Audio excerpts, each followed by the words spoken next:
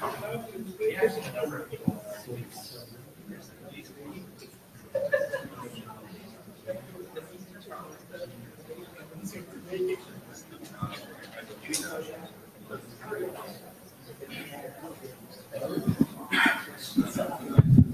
right, hello everyone. Welcome to the Pearg Privacy Enhancements and Assessments Research Group.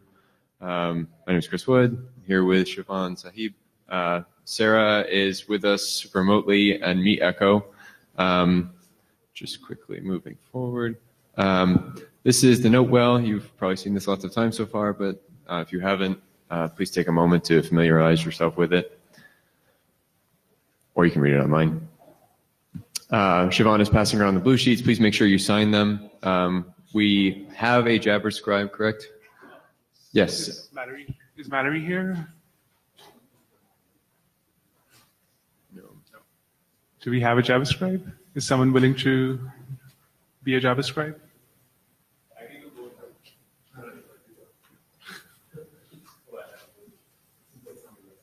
Do you want to do just Jabber? Which one would you prefer? Okay, let's do Jabber. We also need a minute taker then. Any volunteers? Make eye contact with people I know until someone nods their head. Ben, thank you. So this is the agenda we have today. We have 80 minutes of sort of researchy presentations to start. And then followed up by some proposed individual drafts for the research group to close things out. Does anyone have any last minute comments, revisions they would like to make before we get started?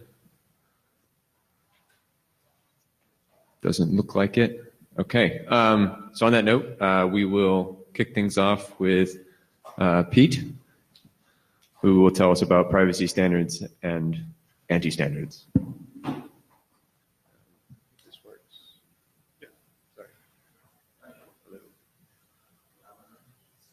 Right next, actually. Cool. Hi everyone. My name is Pearg. I'm from Pearg Software. Sorry. You might need to talk closer to the mic.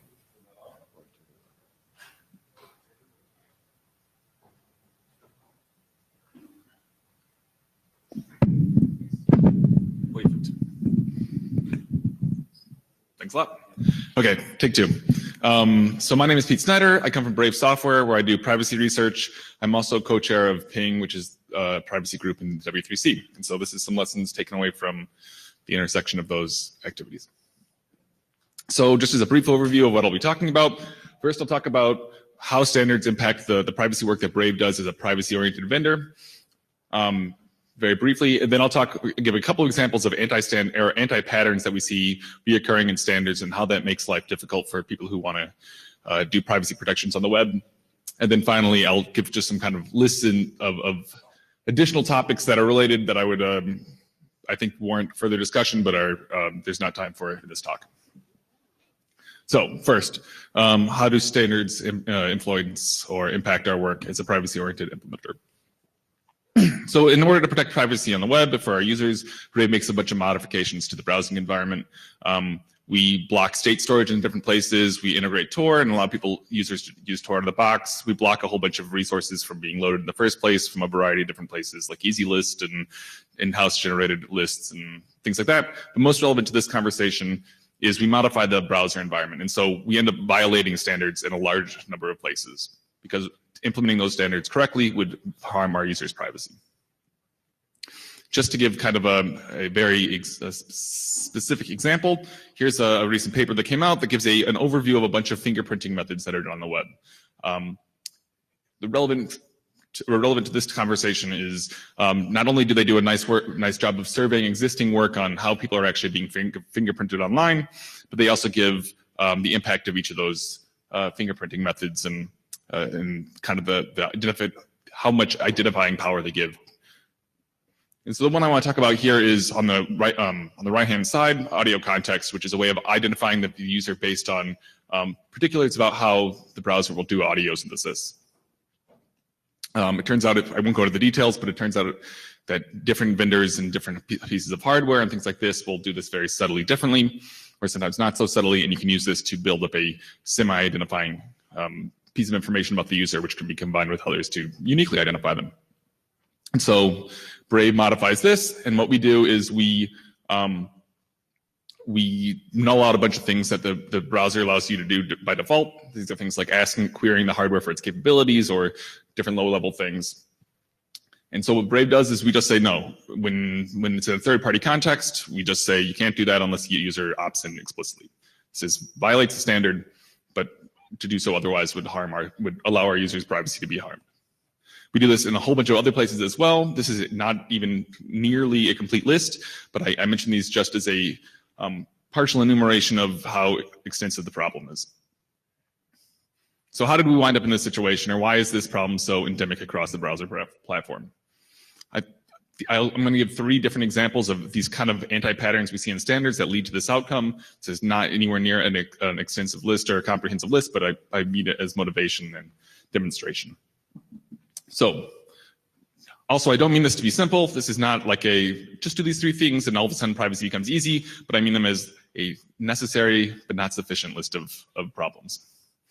So first is we see reoccurring over and over again that standards are extremely specific about the functionality that needs to be implemented, but are extremely unspecific about how to mitigate the privacy harm that functionality adds. So, for example, many W3C documents have a privacy consideration section. These are things saying like implementers should be concerned about these privacy concerns when they implement this, but they are not normative, they are not mandatory, they are just a list of concerns. But the rest of the document, which is almost without fail, much longer and much more specific, says specifically the functionality that must be implemented. And the result is that everybody implements the harmful part, and people are extremely unsure what to do about the non-harm or about the mitigating part. And as a result, vendors' hands are tied when they want to try to do the mitigations because websites assume the well-defined behavior. So just as a motivating example of this, one you may be familiar with, refer policy is a standard that says, under certain conditions, notify the website that you're visiting now of where you just came from. This has extremely specific, very obvious privacy implications.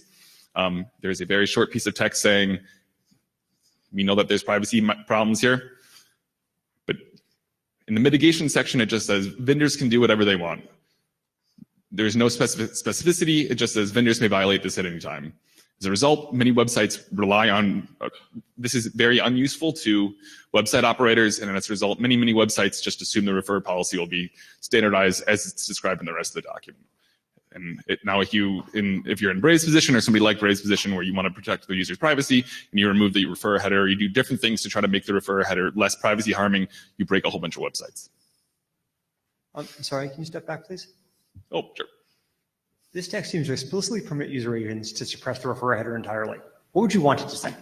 I would like it to, well, I have a long list of things we could probably talk about offline, but to the first high order bit would be, don't do this. But if you had to do it, I would say, don't expect it in third-party contexts. Refer policy should only be sent on, or refer header should only be sent on a user gesture, things along these lines. I think you have okay. Well, the last point is different, but I think you have an extremely optimistic view of the degree to which web authors read specifications. Website users know what Chrome does. I think those are probably, I'm sure you're right that web authors do not read specifications. I'm sure that web authors do read things that are distilled from specifications frequently. Perhaps. My experience is they do what Chrome does. So, so I guess my point is that your thesis seems to be that it's flexibility in the specification that creates the problem. I'm not sure making a very persuasive case for that in this particular example. I think that may distill down to a distinction without a difference in that by saying vendors can do anything, everybody is following the specification, and so Chrome is following the specification and also doing what the web follows its lead. The standard is no longer the guiding principle is what I mean. We can take this on. Sounds good. Okay, example 2. Functionality that's useful only in a very small set of situations, but is made universally available to all websites. So the problem here is you have something that's very useful to a very small number of people. Maybe that's doing things like audio synthesis, but it's made without, there's no permission in place, there's no gating the functionality, no anything like this. And so all of a sudden, it's not being used just for this very narrow use case. It's being used for fingerprinting, or it's at least available for fingerprinting. It's available for these kind of privacy harming uses. And so as a result, it becomes extremely difficult to pull this off the web without breaking a whole bunch of websites that expect it to be in place. An example here, Canvas element allows you to not just write things to the canvas, but also pull things out. The use case for this is not zero, but it's obviously not the common case of when you're writing things into a canvas. And so what do we see? We see the common use case of this is on libraries like Fingerprint.js2, where if you dig into the code in the lower right-hand corner, you can see this being used to generate unique identifiers for users. Now, if you pull out, if you think you're somebody like Brave, or you're somebody who's doing privacy protections, you think, great, we'll just pull out this functionality. But now all of a sudden you've broken a whole bunch of useful use cases as well, where the goal in the first place should be just to say, figure out a way of gating permission gating access or restricting access to these kinds of positive use cases in the first place. I'm sorry, me again. How would you do that? So again, I have a long range of suggestions, but the first approximation is to say user gesture, to say permission, to say some other way of the user signaling I'd like to do a thing.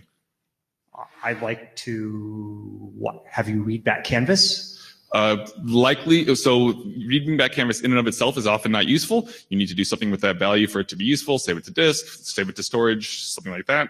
And so those are things that other browsers already gate behind these sorts of things, storage access API, what Brave does, et cetera. And so these things get paired together, and it'd be natural to pair them in that way explicitly. Yeah, I think the problem is we seem to be going to a place where we're going to be constantly prompting the user for like all sorts of things they can't possibly give informed consent to. Permission prompts is one of these things. User gesture is not a permission prompt. Third-party frame is not a permission prompt. Things like that. Sure, but user gesture, sure, but like not everything can be sensibly behind user gesture. Like lots of things, like in particular for canvas fingerprinting, there are plenty of ways to force the user to produce user gesture, right? It is not possible to trick the user to do many things, but requiring the user to do something would take it out of the common path for sure. Some common paths. So these are additional lists of things that it's extremely hard to think of why every single website needs ungated access to them. These are all things that are used in fingerprinting techniques, and I would suggest we should do something similar here. So what's the lesson to take away from this second pattern? Assume that people will use your functionality if you allow them to use it across the board. If you think there's only a small subset of use cases or places where your functionality is actually needed, figure out ways of gating or restricting accordingly. Okay. Third and final is what we see over and over and over again in standards conversations, which is websites can already do bad things. What is the marginal harm of allowing them to do an additional bad thing? I think this is unhelpful. So, for example, if a standard is proposing a new way of allowing web servers to do or applications to do communications to remote servers, the common refrain is you can already do it with an image tag. What's the harm of allowing them to do it in a different way? This is a way of expanding your horizontal privacy debt indefinitely and making it impossible to fix the problem after the fact. An example here is client hints, which is both has aspects in the W3C and IETF. The relevant part here is, I won't walk through this because I assume people are familiar with since it lives here. But there's a large amount of papers being written and research that exists showing that the exact kinds of values that can be requested through client hints can nearly uniquely identify a non-trivial number of users. As a result, the response is often, well, you can already identify users anyway. What's the harm of already doing this? Cookies exist, don't they? Et cetera, et cetera. I think this is a way of just doubling down on the problem. To put it differently, when you're digging, stop digging. Or when you're in a hole, stop digging. Freeze the problem, start figuring out ways to mitigate the problem as is, and don't entrench the problem indefinitely. Again, I'm happy to say more specifics if this is a topic of interest. Yeah. Okay, one last thing I wanted to say is just kind of bullet point of a number of different things that I think would warrant further conversation, but are too much to go through in detail here. one thing that we see over and over again is a way of kind of pitching the problem forward to say, we know this new standard introduces a privacy harm, but we're working on the standard that's coming down the pipeline in the future that will fix that problem. I think this is extremely harmful. Not only does it tie the future authors' hands in what now they have to do to address the current problem being introduced, but it gives you it makes it extremely difficult to evaluate the privacy harm by the standard you're considering right now, which is to say, something may change in the future. That is not a basis to judge something that's going to be introduced today. Second point I think is worth keeping in mind when evaluating standards is that the idea of formalizing bad practice has at least some appeal in that you can say, well, if we can get all the bad uses to use this new API instead of the old API, then we can reason about that new API use in some semantically valuable way. I think this is not useful because what ends up happening is bad actors use both APIs instead of just a new one. And then last is this kind of what I think is this kind of like judo move where people say, well, site authors use this, people like sites, and so users indirectly want this to exist. I think this is totally not helpful. It is important to consider the site author's needs, but first and foremost is the person operating the software, and to recognize that those interests diverge frequently, and to consider the harm to the user, not to nebulously users in general. So some last takeaways, some last things I hope to keep in your mind is that the amount of standards getting pushed through is just extremely difficult to be able to reason about privacy-wise. And so to a first approximation, the best thing we can do for privacy is to just slow the roll a little bit, and to give things a little bit of time to percolate and to percolate through the review processes. Second, to think about complexity in and of itself as a privacy harm. It's not adding anything new to the platform brings some risk. It also brings some reward, but to not think of it as there's no privacy harm that I've identified, so it's fine to add it, is not the right criteria to consider when you're thinking about improving privacy on the platform. And then third is, I think, a totally under-considered risk is that standards work largely now, or a non-trivial amount of standards work is standardizing things that are already shipped. And at that point, it's nearly impossible to pull them back in. And so figuring out some way to reason about things before they get off the door, or at least earlier in that process, is probably a place worth digging into. Okay, so I'm happy to discuss any things more, but I just want to say thank you very much for your time. I'm Pete Snetter. I'm the privacy researcher at Brave, and I'm here to try to help do better in privacy ed standards. Thanks. Are there any questions?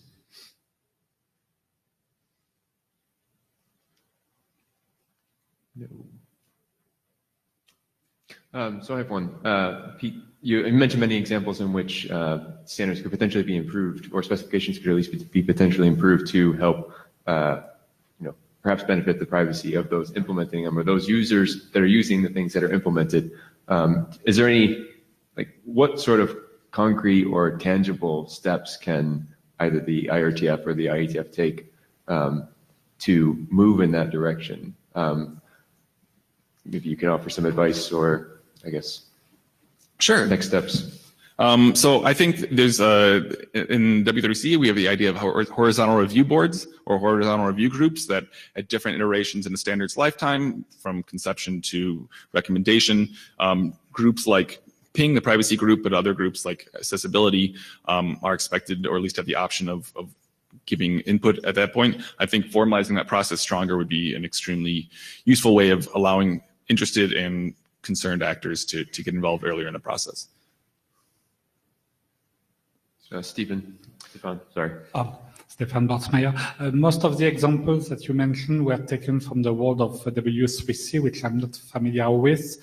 Beside the client ints, do you have ideas of protocols, IETF protocols with the same sort of problem? Because in theory, in the IETF, people should write security considerations, including privacy. We have RFC 6973. So in theory, problems should not happen in the IETF, but of course they do. So do you have specific examples in mind from your experience with the browser? So I don't have any examples from the IETF world specifically that I would feel very confident talking about beyond just kind of, from the outside. But I would say we also, so W3C standards also have these privacy and security consideration sections. And as a concerned vendor, I think that is a step one of what needs to be a 10-step road. Ted. Ted Lemon. So thanks for presenting this. This is really helpful. One of the things that I've noticed people do to try to mitigate risks of this sort is to have essentially a list of things that a particular site is allowed to do. And that seems like, I mean, this really wouldn't apply to IETF standards, but it sort of seems like it applies to the stuff that you're actually talking about here.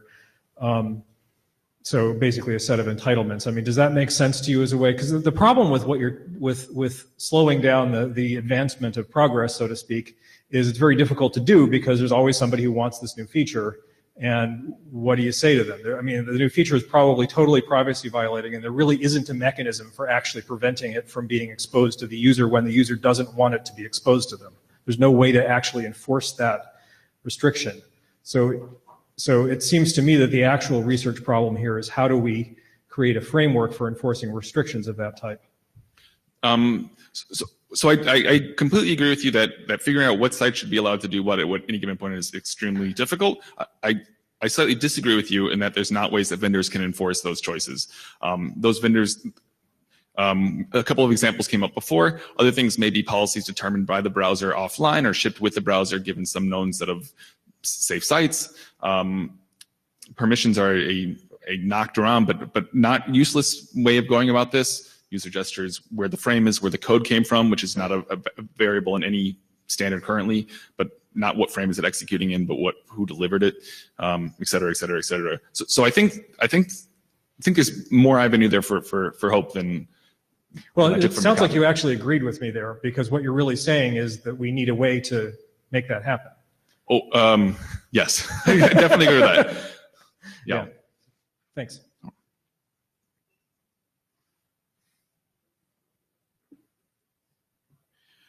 Gary Mundium, Qualcomm. I recall back to 6 years ago when I was chairing the geolocation working group in the W3C. We had a discussion related to ping advice on the topic, and we discussed the concept of whether a web page could, or a web service provider could declare to the user what their intentions were as far as any information that they would provide. And we couldn't figure out a way to actually do that without without it being abused by rogue parties. I'm wondering now, though, when you look at innovations such as certificate transparency, and we're getting better and better authentication into the browser all the time with respect to websites, whether browser-based policies with respect to individual websites could actually take the place of having to specifically advise the user from the service itself. So I was wondering what your thoughts were on this. Well, I mean, I think geolocation in the browser is actually a positive example. I mean, that is of the many ways that user privacy is harmed, that is not often one of them, because it very explicitly says users understand what that means and they opt in. When I think of the 100 things that makes me concerned, that's not one of them. I think for specifically that reason. I think the idea, I'm not sure there's any solution to the concern of the website saying, I'm only going to do this with that information. I think that's probably, even given in other advancements, I think that's probably not a way that is going to be useful going forward. Oh, thanks, Pete. Thanks. Moving on to the next presentation.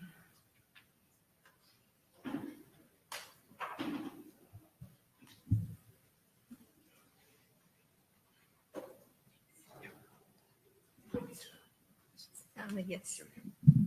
You want to just hold it? Can I? Is this clear?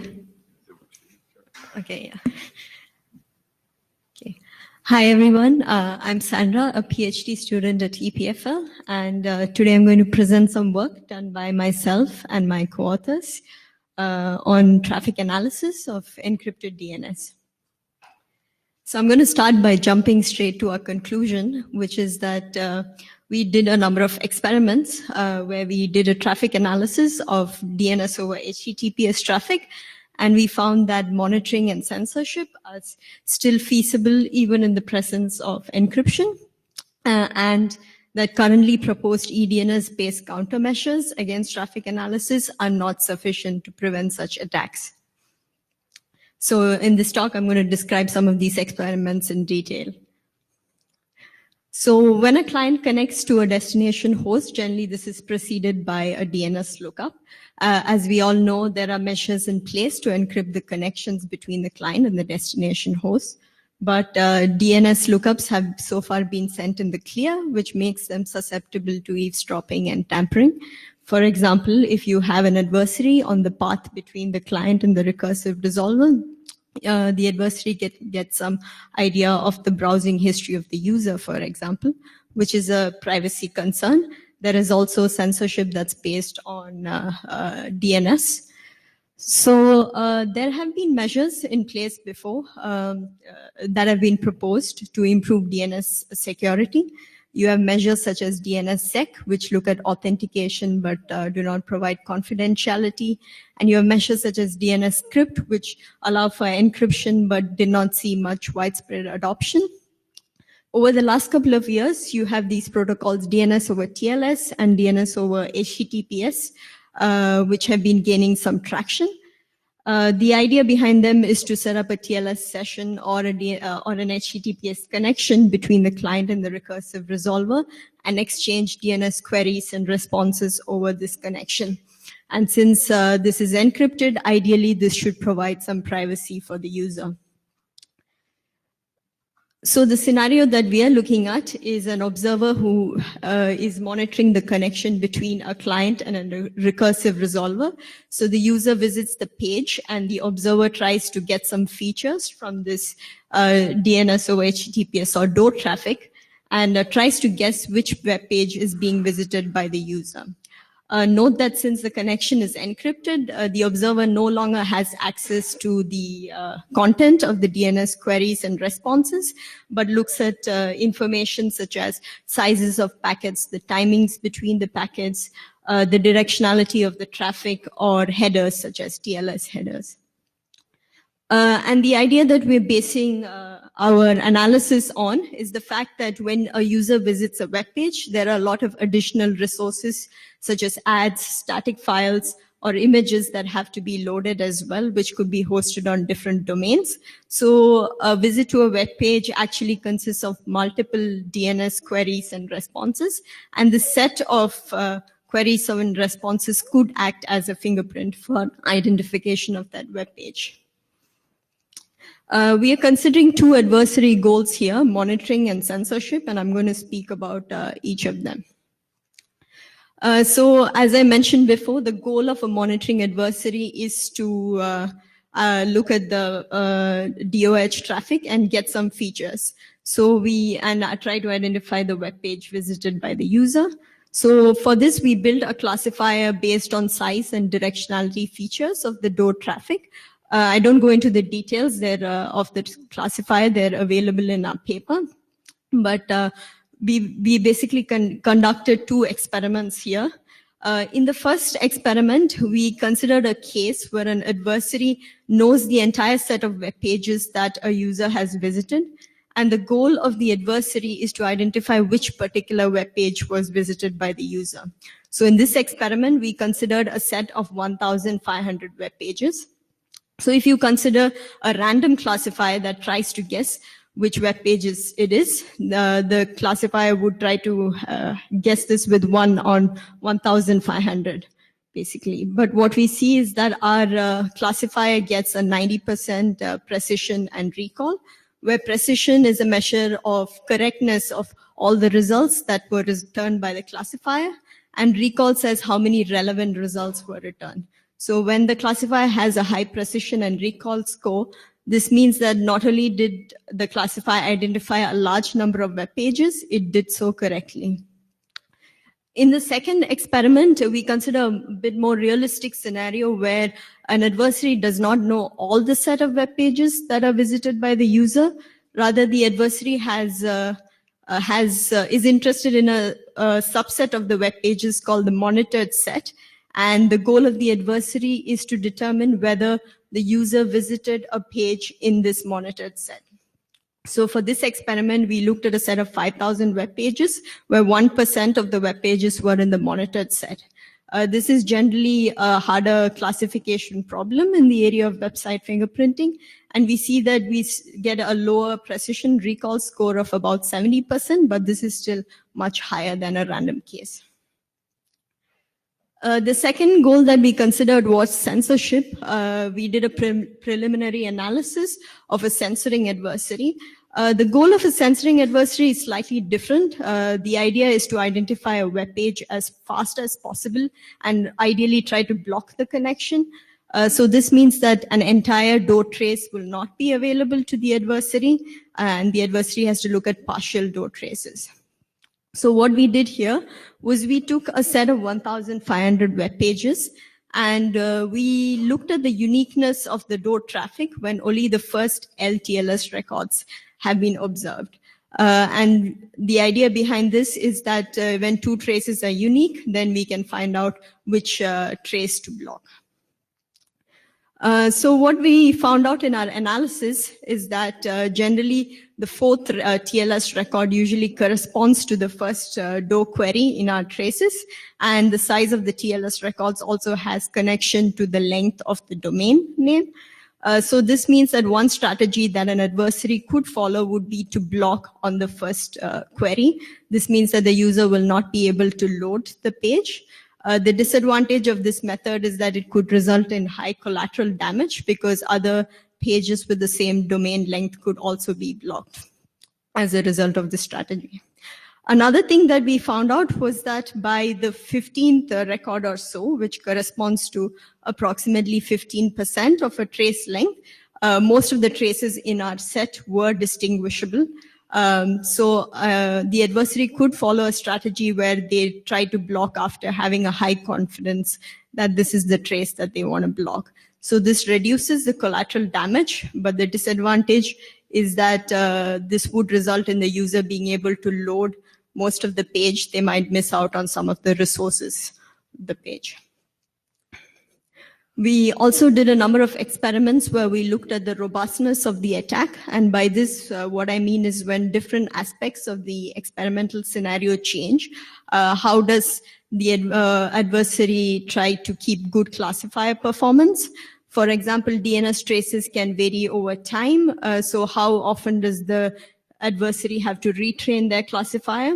Then we wanted to see the effect of client location on our classifier, as well as changes in the infrastructure. So by infrastructure, I mean we changed the resolver. We experimented with Cloudflare and Google's resolver. We looked at Cloudflare's standalone door client as well as Firefox's inbuilt client. And finally, we did some analysis of desktop versus Raspberry Pi environments. And the main takeaway is that for best performance, ideally, you would train a classifier that is tailored to that particular scenario. If you use a classifier trained on one set of parameters, the classification performance does drop when you test on another set, but it does not stop the attack. So what we saw from our initial set of experiments are that monitoring and censorship are feasible even when DNS traffic is encrypted. So we looked at countermeasures to prevent traffic analysis attacks. So the first thing we looked at was EDNS-based countermeasures, where EDNS is extension mechanisms for DNS. So one of the options in EDNS is a padding option, which allows you to add some padding to DNS queries and responses. And the idea behind this is that you remove the size information that is available for the classifier to distinguish web pages. So the first thing that we did was we implemented padding of DNS queries. So we used Cloudflare's standalone door client for this, and we implemented a recommended padding strategy. So the RFC there has padding strategies, and the recommended one is to pad queries to multiples of 128 bytes, which is what we implemented on Cloudflare's client. We had also contacted Cloudflare with the initial set of results, and they implemented padding of responses on their resolver. However, they padded their responses to multiples of 128 bytes, whereas the recommended strategy is to pad them to multiples of 468 bytes. So we decided to compare both the strategies as well. So the experiments that we did were the two EDNS-based measures, which I just described. We also looked at a case that we call constant padding. So this is a simulated scenario. We wanted to see if we had perfect padding, that is, if all the TLS records were kept to the same size, how the classifier would perform. So we basically set all the sizes to the maximum possible value that we saw in our trace and applied the classifier to this case. And finally, Cloudflare has a DNS over Tor service where DNS queries and responses are sent over the Tor network. So we decided to experiment with this service as well to see how anonymous communication acts as a defense. So this table outlines the performance of the classifier. Just note that the values are as decimals, not as percentages here. For comparison, without any countermeasure, the classifier attains about 90% precision and recall. We see that with EDNS, with the current Cloudflare strategy, precision and recall drops to only about 70%. With the recommended padding strategy, it drops to about 45%. Both these values are much higher than a random case, which shows that EDNS-based measures do not eliminate traffic analysis. If you look at constant padding, it's about 7%, so there is a major drop in the performance. And DNS over Tor achieves the best results with about 3.5% precision recall. We also looked at the overhead in terms of amount of additional traffic that is added by these countermeasures. So we did a very short experiment where we took 50 web pages and about 6 samples per web page and applied each of the countermeasures and looked at the total volume that is sent and received bytes of the TLS records. Just note that the y-axis is in log scale here. We see that the EDNS-based measures, as expected, do not add much overhead. However, constant padding adds a lot of overhead because we are padding everything to the maximum size, and DNS over Tor is somewhere in between. So we see that Tor is effective defense for the traffic analysis attacks. And the reasons are that in Tor, you have the data sent in fixed cell sizes, which reduces the variability of sizes and affects the size-related features of the classifier. Another thing is that there's repacketization, and by that we mean the data can be merged or bundled together in Tor, and this affects the directionality features. We look at which records have been sent and received, and when Tor does this, this affects the directionality features used by the classifier. One thing that we are not being able to explain are the clusters that we saw in the confusion graph. So this graph shows web pages that have been mislabeled as one another. And what we saw is that web pages generally tend to be clustered, where web pages within the same cluster tend to be misclassified as one another. This means that the anonymity set for a particular web page is not the entire set of web pages in the test, but rather only the web pages within a particular cluster. So we did some initial traffic analysis, but we have not been, feature analysis, but we have not been able to determine why this is the case.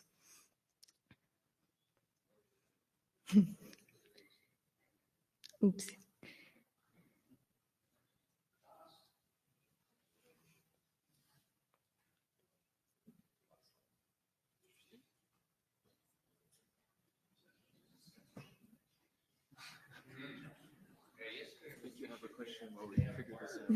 So I can take this opportunity to ask a clarifying question as long as you're waiting. Yeah, sure. Is your Tor protection, is that DNS over DOE over Tor, not DNS? Is DNS over Tor. So regular DNS? Yes. Okay, thank you. Over Tor. Yeah, inside Tor. So one of the ways of getting help is, it's back. Oh. Plug it back in. Okay, so you may as well finish your last slide, I guess. Should I complete first? Yeah. Oh, okay, sure. Yeah, I'm on my last slides anyway. So currently we are working on a few different things.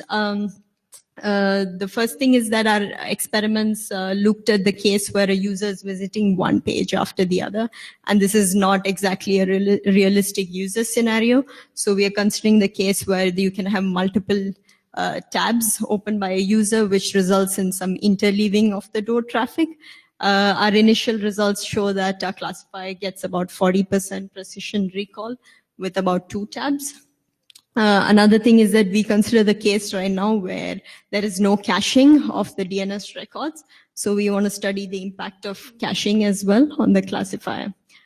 We also started doing a comparison with DNS over TLS traffic.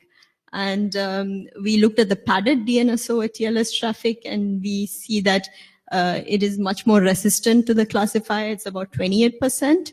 As compared to DOE. So we've started doing a feature analysis to see why this is the case. And finally, we want to see if we can have countermeasures which include both padding and repacketization, but without TOR's overheads in latency and volume caused by headers. So this is basically the summary that currently proposed eDNS measures might not be enough to prevent the traffic analysis. And these are some links to our paper. Thanks. Let's get started with questions. Stephen. Yep. Hi, Stephen, I think really good work. Thanks. If you go back to the table. Yes. This yeah. one? Yeah. So I saw when you say constant padding, I had a quick look at the paper, and I mean you padded to the biggest sized packet of all. Yeah, so this is, so we don't actually apply the padding here, but what we do is we take all the traces and we change the sizes to the same value, which is the largest value that we saw in the set. Because the idea is that you want to see a perfect scenario where all the sizes are the same. Okay, so when you said constant padding there, it doesn't mean just padding every TLS encrypted. Oh, no. No. Everybody gets to be the yes. maximum size. Yes. Okay, got yes. it. Now, nonetheless, why is that so different from eDNS 468, do you think? I don't understand why doing that makes such a difference. Well, when you do for eDNS 468, what we saw is that there is still a variability in the sizes that are there in the class. And the variability in the sizes is a big a feature for the classifier. Whereas with constant padding, because all the sizes are the same, the size is no longer a feature for the classifier. This is in variability in response sizes, I guess? This is both query and response sizes. So you had a lot of queries that where 128 is not enough padding. Is that right? Yeah, but I just want to clarify that the response sizes have a greater variability than the query sizes. So the responses do have a higher impact than the queries. And were you able to determine what is it in the responses that's causing them to go more than 468? Is it DNSSEC or? No, we haven't yet done that analysis of the content of the responses. Okay. Yeah. Right. So I think that's an interesting difference, and finding out more about that and turning that into some guidance for people, like, you know, presumably somebody's using like a really long query name, so don't do that if you don't want to be, and somebody else is giving like lots of answers. Yeah. Hi, Daniel Kahn-Gilmore. Thank you very much for doing this work. I am the guilty party for proposing eDNS 0468, and I propose it specifically because I wanted to encourage this kind of work. So I'm really happy that you've done it, and great to see the results. The way we arrived at the recommended padding policy was basically to look at individual DNS queries and responses. Mm-hmm. And I like what you've done here, which is to look at them in combination. So I have a couple of questions that maybe you can give me what your intuition is. I think what you're saying with the constant padding arrangement is that the reason that it's not 0 there is that different websites do different numbers of DNS lookups. Yeah, so there are a couple of things. It also depends on the kind of features that we used. So one of the things that we looked at was, so if you have a trace, we looked at whether each TLS record was going from client to resolver or from resolver to client. Okay. So then you have basically a sequence of, which direction it is going in. So even if you remove the sizes, you still have this directionality as a feature. Directionality and also parallelism, right? If I issue 3 requests and get 3 responses back, that's different from saying request, response, exactly. and then request, response. Okay, yes. So number of queries and cadence. Yes. Sort of. Yes. Okay. And then I wanted to ask you to hypothesize. I know you haven't done the research to dig into it and produce a printable result, but why you think the DNS over TLS was markedly better than the DNS over HTTPS? So, I mean, if we looked just at the sizes, we saw that there was much less variability in sizes. I'm wondering whether it is due to some of the configuration messages that are being exchanged in DO in addition to the queries. Like we don't distinguish those messages since we are looking at just the TLS record sizes. You mean like an options frame? Yeah, maybe something like that, which could be different for DO and TLS. Okay. Thank you very much for doing this. Thanks. Hi, Ronan Trosek in Eld Labs. Very cool work. I really appreciate that. So one question has already been asked because TKG asked it. But the other one I had was, so there's this hypothesis that the DO specifiers have that if you mix DOH traffic with normal web traffic, that would obfuscate the signature of the DNS traffic a lot more. Is that something that you consider studying as well? Yes, this is something that we thought about. Right now, we do consider DO traffic as separate from website traffic, and we feel that when you mix them, this might affect the results. We haven't done some work on that yet, but this is something we're considering as well. Okay, thank you. Yeah. Wes Herdeker, ISI, and he took my question, so I'm going to ask the little tiny one at this point. Is your data set available? Yes, we're planning to make it's not available at the moment. We're just sort of cleaning things up, and we're planning to make it available soon. Awesome work. Very Thanks. good. Christian Wittemer. I am curious at how exactly you measure the length of the queries and responses. The lengths of the queries and the responses. So we get PCAP files and we look at TLS records which are of type application data, if I remember, and then we take the sizes of those TLS records. So you assume that there is a direct mapping between the size of the DNS messages and the size of the TLS records. We also did verify this by decrypting the records, and in our paper you can see we have a plot where we show the sizes of the queries as well as the sizes of the records, and there is they follow the same shape essentially. So what if an implementation was not was deliberately either grouping several queries in the same record or splitting queries in multiple records? What would that do? Grouping queries in the same record, or I think that queries. You mean it changes the size of the record? Well, suppose there are 5 queries, for example. Yes. There is nothing in the protocol that says that those 5 queries have to go in 5 TLS records. They could be packed in one big message. Yes. That is sent as a single TLS record. Yes. So if site did that, would that change your results?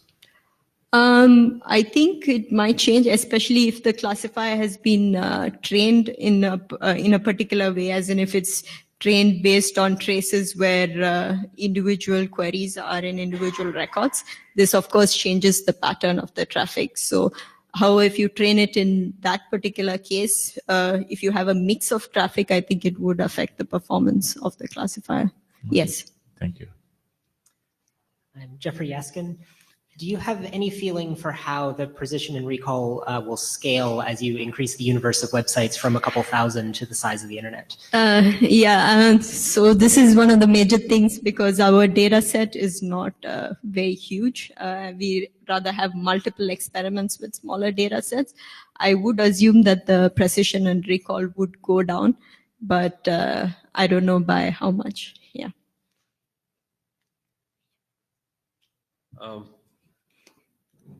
So this is Sarah Dickinson on Jabber. She asks, have you considered including oblivious DNS in a future analysis? And yes, actually, Carmela, I think your colleague already replied, but okay. If you want to add something. She said, that was not on the plan, but it could be. Can you give us, she asked for an implementation link, but yeah, if you have anything to add. For oblivious DNS? Yes. Maybe correct me if I'm wrong, but oblivious DNS has a slightly different adversary model, right? Where the idea is that the recursive resolver does not, there's no mapping between the client and the query. And we're not looking at on-path traffic, but. I don't know enough to answer this question. Okay.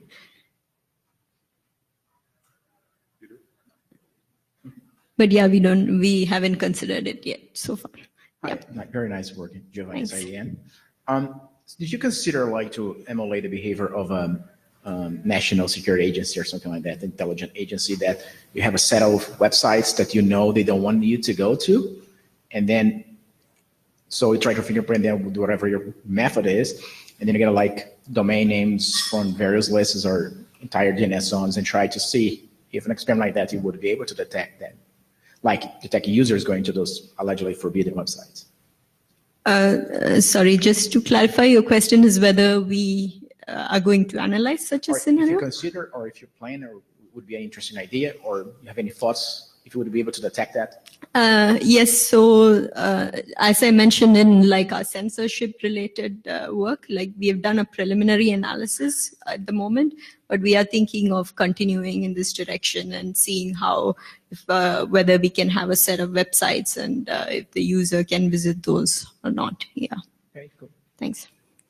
Hi, Riyad Wabi. Nice work. Thanks. Have you considered, are there extra features that maybe you're leaving precision and recall on the table? So for example, what about inter-packet arrival times? Yes. So we did an initial feature analysis and we did consider inter-packet arrival times. At that time, we didn't see that it increased. I mean, it did increase the precision recall, but not by much. And usually we found that using timing as a feature can also be complicated because it also depends on which position the adversary is, whether, we are locating the adversary on a router or if we are doing measurements right on the client or not. So that's why we decided not to do the timing based features. But our initial sort of analysis did show that including the timing can raise the precision and recall by a little bit. Thank you. Thanks. Thanks a lot, Sandra. Thanks.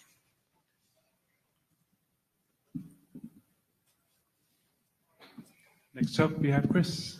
All right. So this is going to be I'm going to truncate this presentation because a lot of it overlaps with what was just presented. Thank you very much for giving everyone the background necessary.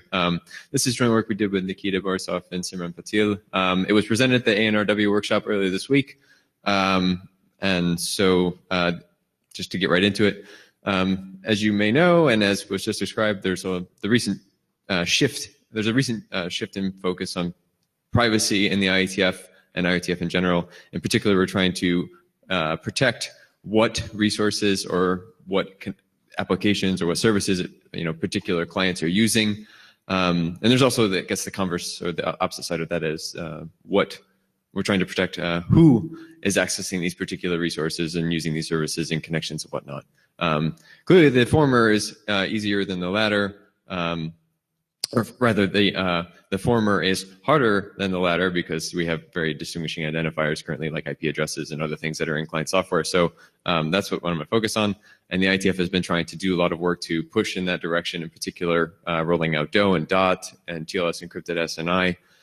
All of these things are, plugging the various holes that have come up over time or that have existed for a very long time in hopes of, eventually masking what is the client actually up to on the internet.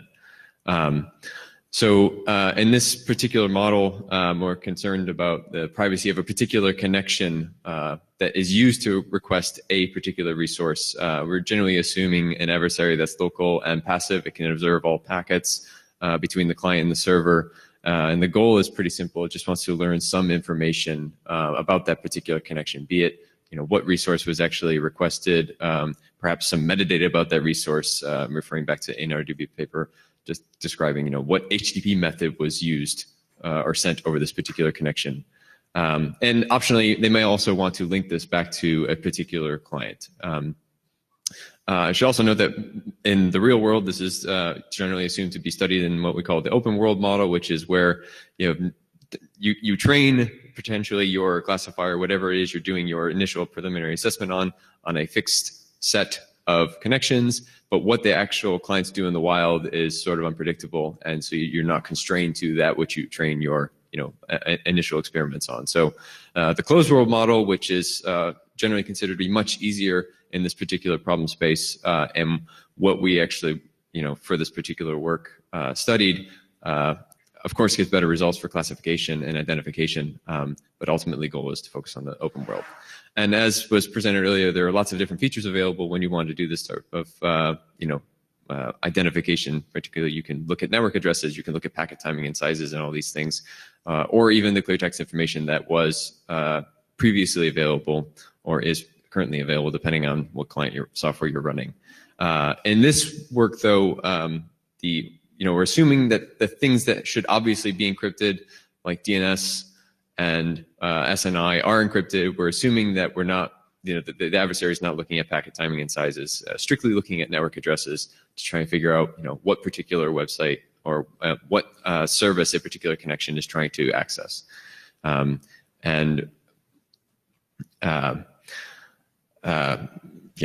So if you look at the sort of the spectrum of information available to, an adversary wants to do this sort of fingerprinting. Back in the day, before we had anything from, before we had HTTPS and encrypted DNS, everything was kind of centered on a clear text. It was very easy and hunky-dory for the adversary to just simply, look at what the clients were doing. And as things have sort of become more and more encrypted, the features that are available sort of become a bit more difficult to act on. So right now, if you assume a world where we have encrypted SNI, encrypted DNS, you look at information available at the network layer, so IP addresses, you look at patterns in the traffic, and the goal is to strictly identify or fingerprint a connection based just on that information. And the idea of this is to try to show or claim that it becomes increasingly difficult as you obviously take away the clear text information on the wire. So the current state, assuming you're running perhaps some older software in resolving or opening up a particular connection, an HTTPS connection, you have a client in the middle who sends a clear text query to a DNS resolver, gets back an answer in clear text, obviously knows where they're going because they see both the query and the address. Everything's fine, at least from the adversary's perspective. And then he opens up TCP connection, TLS connection.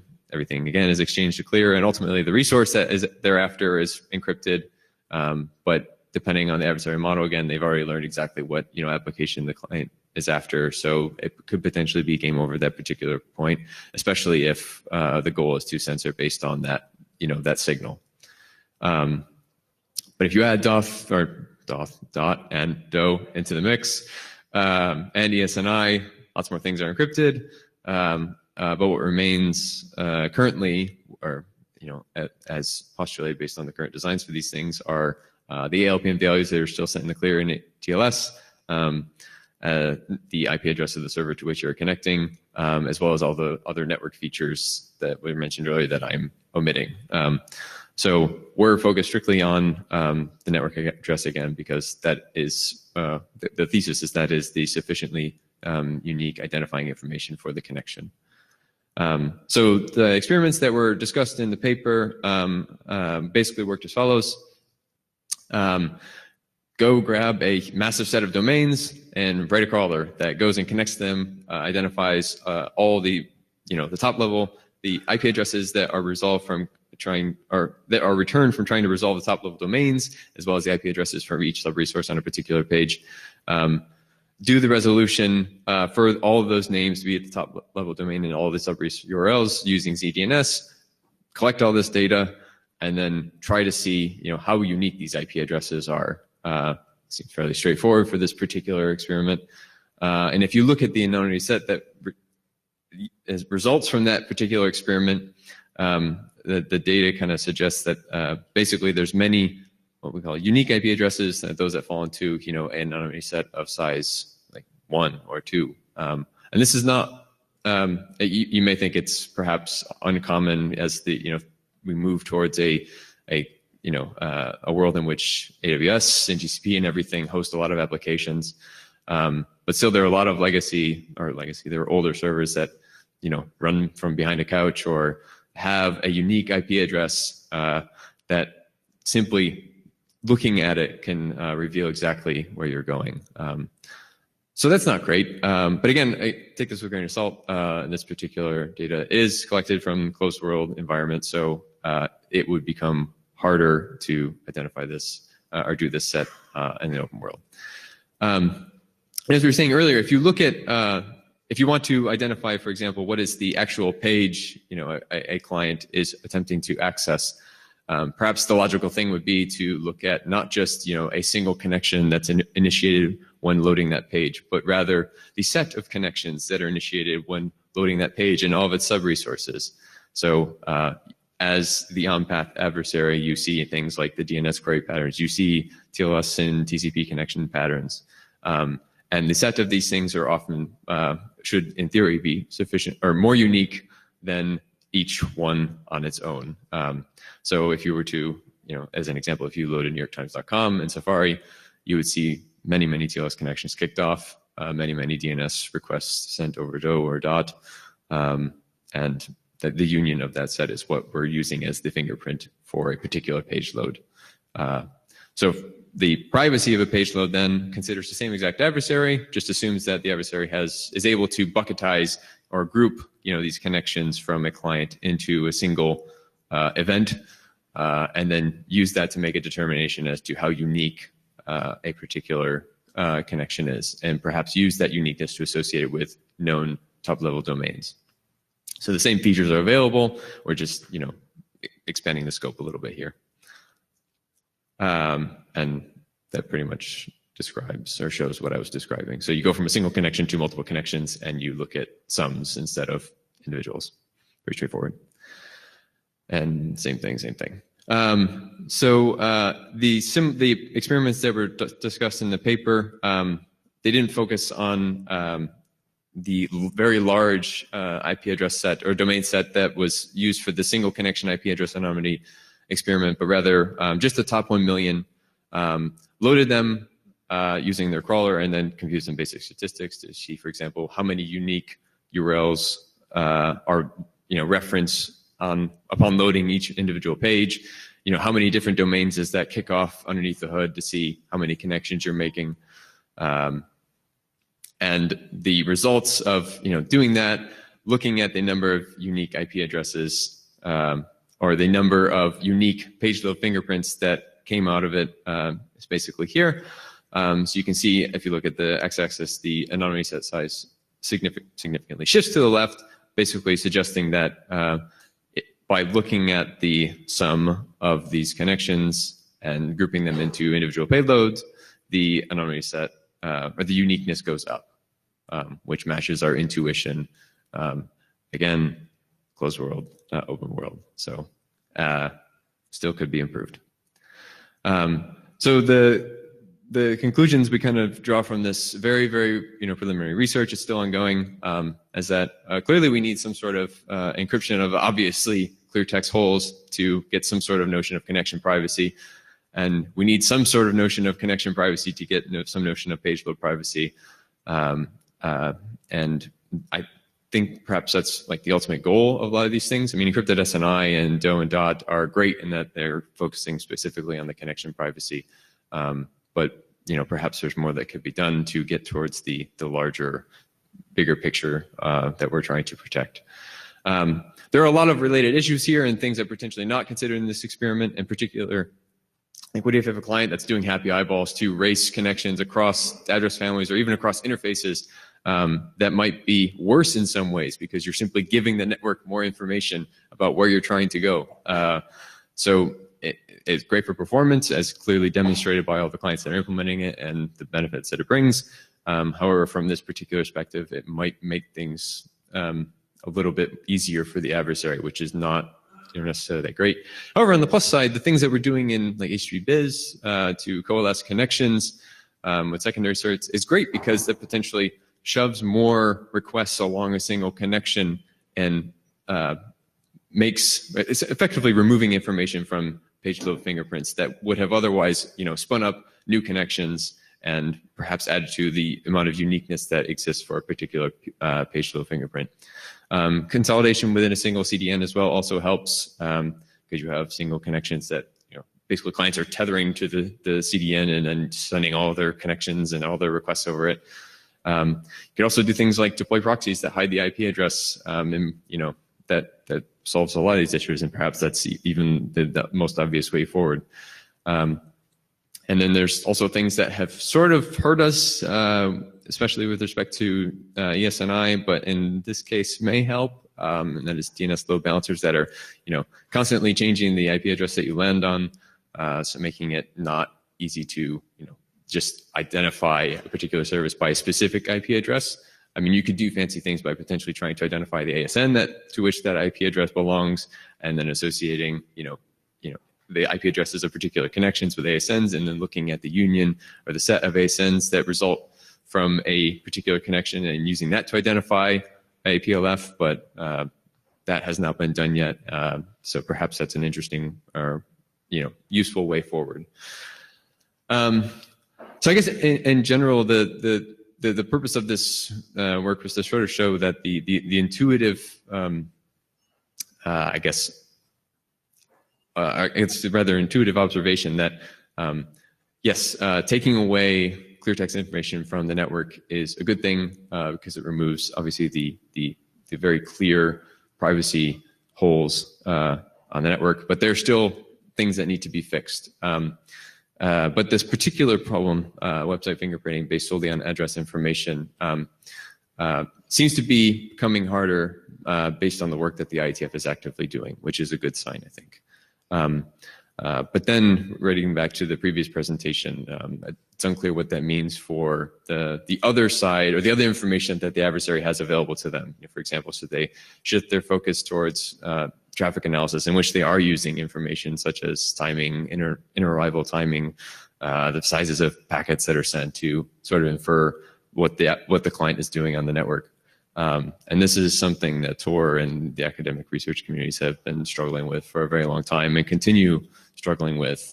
Website fingerprinting just has a number of different papers, some of which we've tried to collate along with, in collaboration with Ian Goldberg, sort of a repository of all the known attacks in this particular area, looking at how bad traffic analysis is for non-Tor connections. Of course, much of the research is done in Tor, but it applies equally as well, if not more, to non-Tor connections, which don't do things like fix cell padding to mitigate obvious or to make traffic analysis just a little bit harder.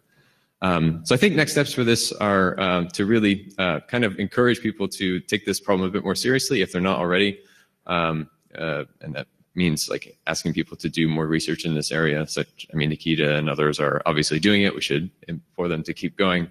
I think documenting the known research that's been done in the area is also quite useful, if for no other reason, to having a single reference that we can use to either assess countermeasures or sanity check to make sure or to learn whether or not something that hasn't been done actually indeed has been done.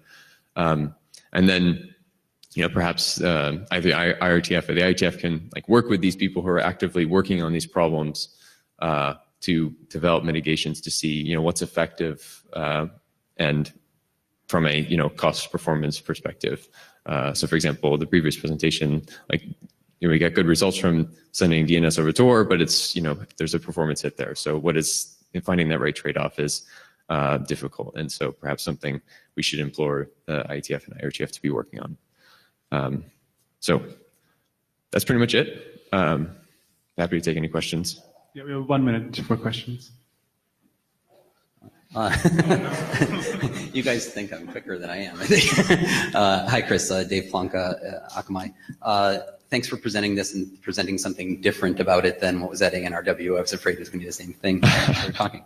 The couple things I wanted to mention, and you can figure out if there are questions or just comments. I've been working on anonymity sets on the client side instead of the server side so that we can report on activity in the web based on clients. And what it struck me from what you've shown here and from what the page load combinations show is clearly the solution for creating anonymity sets based on aggregation on clients that are very different than the server side. So it's completely complementary to what we're doing in MapRG.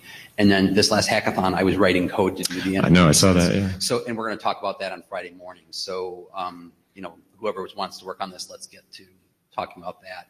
And then, well, I'll stop because I won't be there for MapRG, but I'll sync up with you and we can talk about it perhaps afterwards.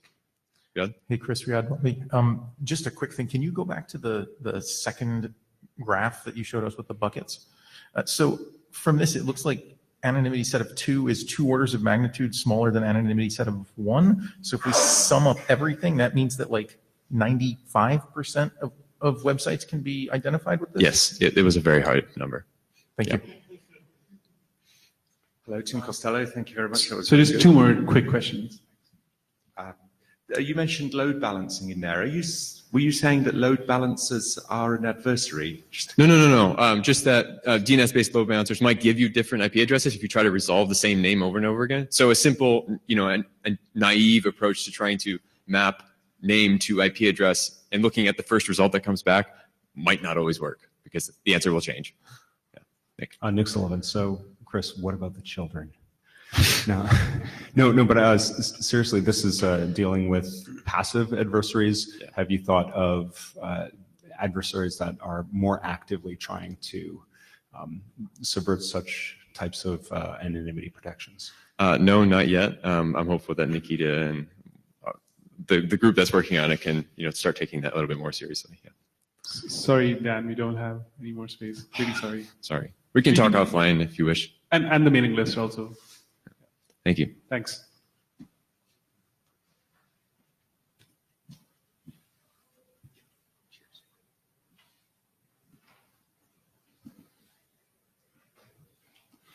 All right, my name is Rowan Fraswijk. I work for Nelnet Labs.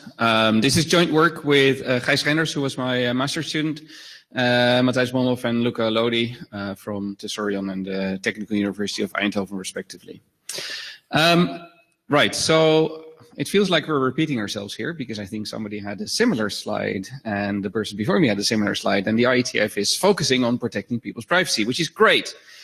We have things like dprive, we have DNS over TLS, we have a lot of buzz around DOH.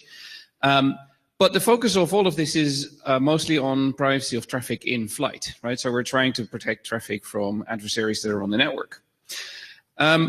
But if you look at the domain name system, there is a sort of an obvious elephant in the room, which is the operator of the resolver that even if you protect all of the traffic in flight, still has access to your traffic. And they might actually have legitimate reasons for doing so.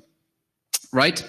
If you are an enterprise network, you may want to use DNS to detect indicators of compromise, so people that are infected with malware on your network. Or you want to be able to monitor threats in large user bases. For example, Quad9 does that. They have a very strict privacy policy, but they still inspect traffic in order to detect malicious behavior in larger populations that use their resolver. So it is probably too easy to say they shouldn't do this, but what we wondered is, can we find a better way of doing that sort of provides some privacy guarantees for users when we're inspecting traffic on the resolver itself. So what we did is my master's student developed a potential solution for this, which uses something called, that is called Bloom filters, which some of you may be familiar with, but I will explain it in the next couple of slides. More importantly, we have a working prototype, which is open source. The URL is on one of the last slides. If you want to have a play with it, it's very much a prototype, but it gives you some idea what it does.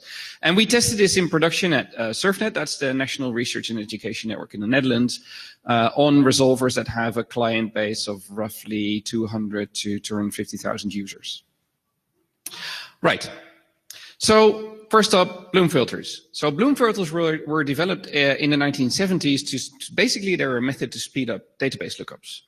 And they're a highly efficient mechanism. So insertion and lookup is roughly order 1. And basically you can think of a Bloom filter as a probabilistic set. So if you have an element n that has may or may not have been inserted into the filter, then and if you query a filter, then if the filter says it's not in there, then it's guaranteed not to be a member of the set. If it says yes, this is a member of the filter, then there is a small probability that this is a false positive, but it's highly likely that that particular element is in the set. So how does this work? You take, for example, a domain name, you run that through a set of hash functions, then you get some output. This is actually the SHA-256 hash of that particular domain name. You use you use parts of the hash or the different hash functions from multiple hash functions as indices in a bit array, and then you flip the bits to 1 if at that particular index. So on the left-hand side, you see insertion. So we insert example.com and example.org here. As an example, this is a toy example with only 8 bits in the bit set. And then if you do a lookup, you go through the same process. And if there is at least 1 bit set to 0, then the element that you're looking for is guaranteed not to be in the filter. And if all of them are set to 1, then it is either in the filter or it was a false positive.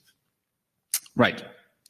So with a Bloom filter, you basically have a trade-off between the false positive rate and a reasonable filter size. So you don't want to have huge filters, huge bit sets that you need to keep in memory, but you also want to keep your false positive rate relatively low.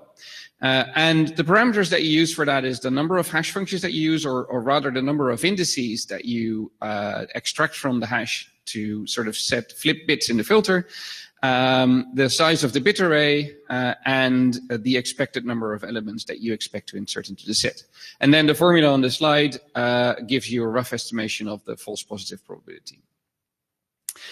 Now, the idea that we had was that what you could do is to take all of the queries from your client and insert these into a Bloom filter. And this is actually interesting. This is a methodology that's already used to find things like newly observed domains. For example, I think Power DNS has an implementation that does that. But what we wanted to do was use this information to check if a name was queried for, but we're not interested in by whom that name was queried for and exactly when. So what we want to do with this is to perform network level threat monitoring. So we say that we have a domain name that we know is malicious. We want to be able to say within a certain time frame, did anybody ever query that name in our network? And the Bloom filters give you some nice properties with that because they are non-enumerable. As soon as I've inserted something, I have no clue what I inserted anymore because it's turned into a few random bits that I flip in a filter. If I mix queries from lots of users into a single filter, it becomes really hard to sort of distinguish queries from individuals. And what is also interesting is that due to the mathematical properties of Bloom filters, we can actually take multiple filters and combine them into a single filter, which has a higher false positive probability, but contains more data and thus anonymizes even more. So the prototype that my student developed does is that it has a sort of an auto-tuning mode that you can run it in against your resolver for, say, a few days to see what your query pattern looks like. And then it will suggest Bloom filter parameters that you can set in order to have a certain false positive probability. So we, for example, want to do hourly filters in our experiment. And we want to be able to aggregate these to single day. So we want to combine 24 hourly filters into a single filter for a day when we do aggregation. And we would like to have a false positive probability of 1 in 1,000 for the daily filters. And what the graph shows you is that it's important to do the tuning, because if you look at the number of distinct query names that you see in a day on a resolver, then on an hourly basis, it's the red line. So that's anywhere between, so it's roughly 4 million distinct names within an hour that we see. But if you look at this on a daily scale, then the number becomes much higher, and you see roughly 30 million distinct names in a single day. Now, the future extension that we want to do is that it keeps automatically tuning. So what it will do is it will ensure that all of the filters for a single day can be aggregated, but it will use the predictions from the previous day to set up the filters for the next day, so that you don't have to constantly manage the system. So what do we put in there? What we wanted to be able to do, so SurfNet is a large research network. It has many universities connected. It has schools connected to this. And what we wanted to do was to be able to distinguish queries from different institutions, but not from different users. So basically the things that we insert in the filter on the slide. So if we have, say, evil.domain.com, then we will insert both the second level, all of the labels, but also organization A at evil.domain.com for the specific network that that query came from. This means that if we want to say we get an indicator of compromise, we want to work out if that indicator of compromise was ever seen on the network, we can put it in the Bloom filter. It will tell us if it was seen, and then we can sort of enumerate over all of the institutions that are in there and figure out which institutions sent us that query. Now, we tested this prototype for about 3 weeks on a busy DNS resolver. This shows the query pattern in queries per second for that particular resolver. And we studied 3 use cases. I'm not going to go over all of them because that would take too much time. I'll refer you to the paper. There's a link on the last slide to the paper. But what we looked at was detection of so-called booters. So these are DDoS as a service website. We looked at hits on email blacklists, and the one that I'm going to talk about is the National Detection Network. First, a little bit about the predicted versus the actual false positive rate for the filters. So we ran auto-tuning for a week before we did our experiment, and we chose as filter parameters that we would set 10 indices for every query that we get. And the bit filter size was 491 megabits, as it's roughly 59 megabytes in memory. So that's actually quite reasonable if you compare the resolver cache on that machine, which was about 2 gigs. So our goal was to keep the daily false positive rate below 1 in 1,000. And of course, we had to estimate the number of elements that we inserted. So this was sort of a little bit of hand waving. But after you've used the filter, you can calculate the actual false positive probability, which is the formula is given there. It's explained in the paper. And for the life of me, I can't remember what S is.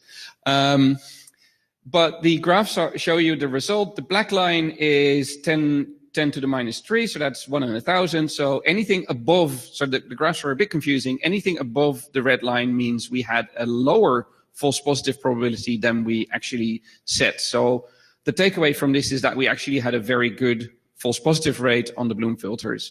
And then especially if you look at the hourly, because we use the same parameters for the hourly and the daily filters, otherwise we can't aggregate them, then of course at an hourly level, the probability of a false positive is very, very low. Now, one of the things that we tested this with is the National Detection Network, and this is something that is managed by our government, the Dutch National Cybersecurity Center. And what they have is they have a system that runs a MISP, so it's a Malware Information Service Platform, I think is the acronym. And what they put in there are high-value indicators of compromise. For example, indicators of compromise that come from the intelligence services. Now, and the condition for participating in this national detection network is that you don't just take data from it, but you also put data back into it. So say you get an indicator that there is some malware active, then what they want to know is, how does this affect your community? Because their goal is to figure out how Dutch society is impacted by these threats. Right, and of course, SurfNet wanted to participate in that, but they didn't want to monitor all of their individual users. They didn't want to throw away the privacy of all users in order to participate in something like this. So this particular solution that we implemented was very interesting for them because it allowed them to take the indicators of compromise, hold them against the Bloom filters and figure out if there are hits on that, and they could report it back to the National Detection Network, but they also got some indicators of sort of what threats there were in the network. The graph shows you the number of threats that occurred on a daily basis. So it's not a huge number of threats. It's in the order of 40 to 50 unique threats per day. But the interesting thing about this is that SurfNet's privacy policy prevented them from monitoring individual queries. So they couldn't do this before. And now that they had the Bloom filter solution, they could do these lookups and actually work out whether these threats were occurring in the network. And we found an actual compromise, which was a WannaCry infected machine. So what we did is, as soon as we found out that one of the threats that was detected was WannaCry, what we did was go to SurfNet's privacy officer and say, hey, we found this threat that maybe needs mitigation. Can we now specifically monitor for this threat? So rather than doing blanket surveillance, we can look for a specific threat and then see who is infected and chase up that machine. So this is much less invasive for users than just sort of monitoring all of their traffic and then just telling them, no, we're doing this for your good. No, in this case, we can make a balanced decision whether or not to monitor for something or not.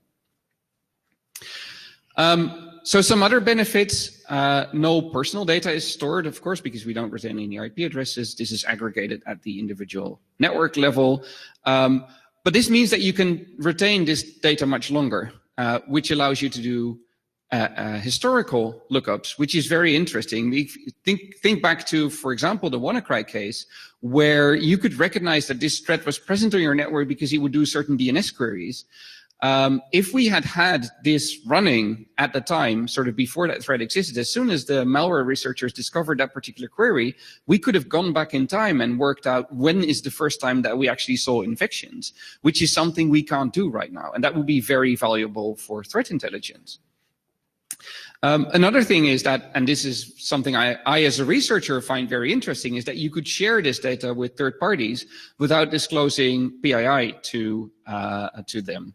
And then they could, for example, say you take filters that are collected in different networks, then you can do co-occurrence of queries. And say, I found this query that I think is malicious, which other networks did I see that in, and was that roughly at the same time?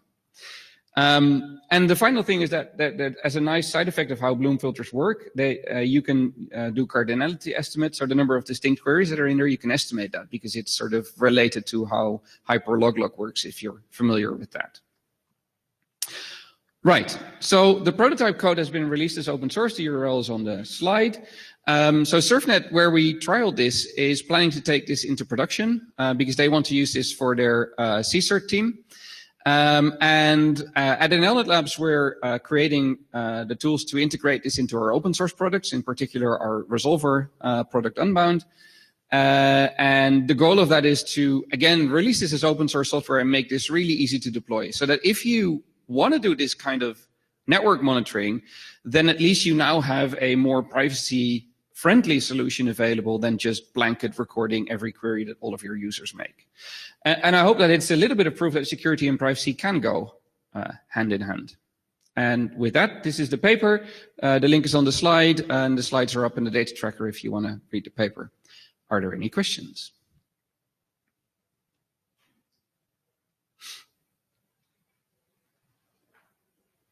Hi, Roland. Dave Planka. Super cool work. I can't wait to read the paper. The question I have is about the sharing. Are you comfortable giving out your full Bloom filter to the NCSC, or I can't believe they would give you their Bloom filter back? How does this sharing really work? Okay, so for the National Detection Network, SurfNet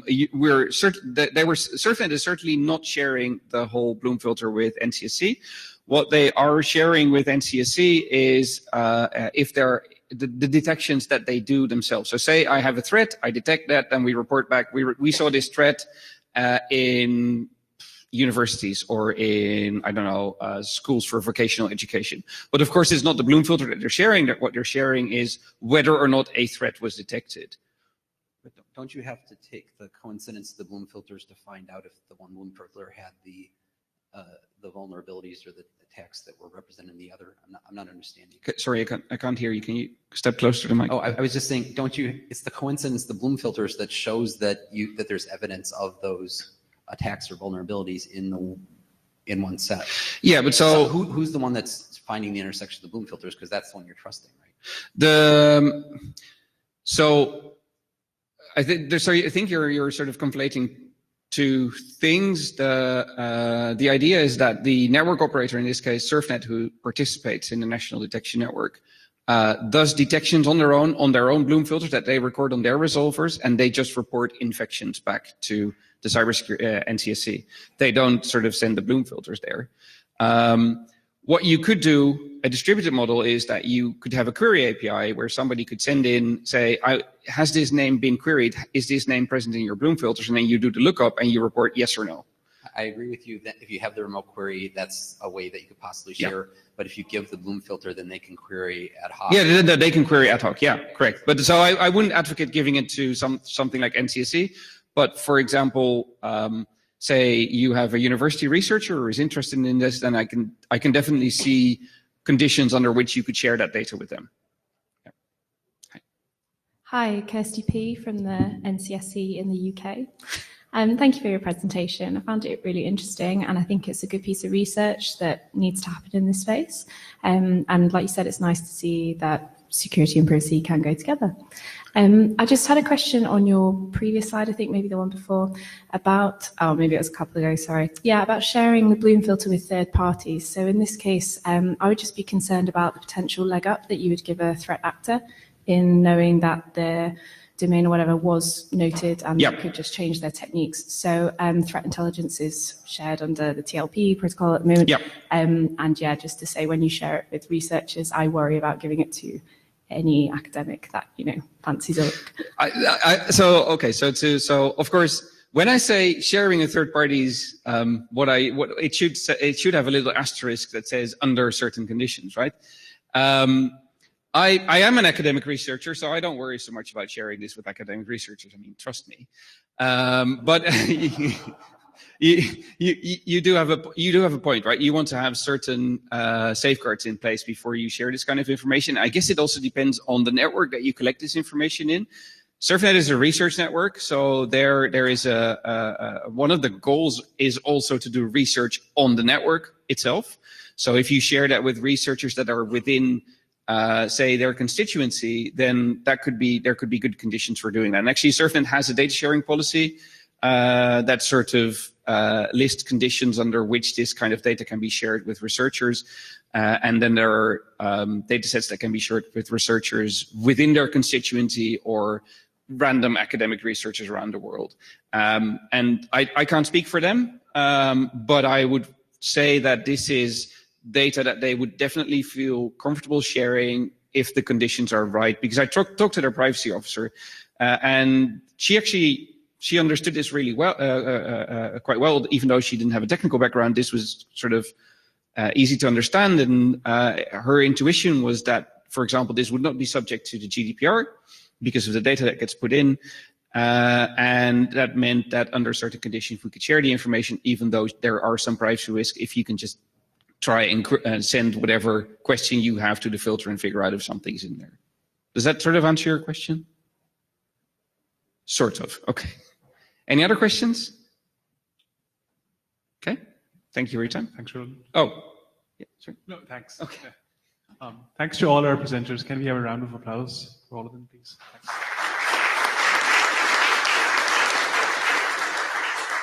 Do we have the blue sheets? Has anyone not signed the blue sheets? Where are the blue sheets?